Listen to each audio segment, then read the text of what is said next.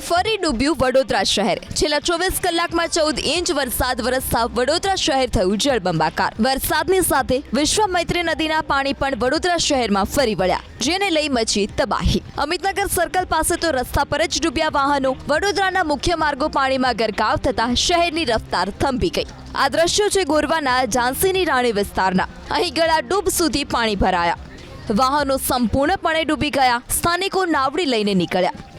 વડોદરાનું VUDA circle ડૂબી ગયું। અહીં રસ્તા જાણે નદીમાં ફેરવાયા। કારેલીબાગ રેલવે સ્ટેશન અને સમાથી કારેલીબાગનો રોડ બંધ થયો।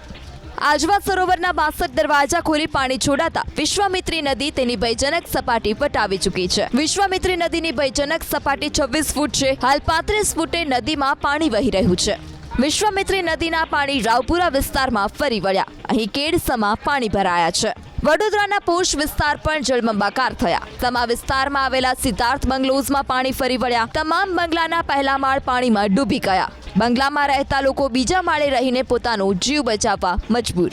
ભારે વરસાદને લઈ વડોદરાનું એસટી બસ સ્ટેશન જળમગ્ન થયું। એસટી બસ સ્ટેશનની બહાર ઘૂંટણસમા પાણી ભરાયા છે, તો સિટી બસ સ્ટેશનમાં પણ પાણી ભરાયા છે। કેડસમાં પાણી ભરાતા મુસાફરો અટવાયા।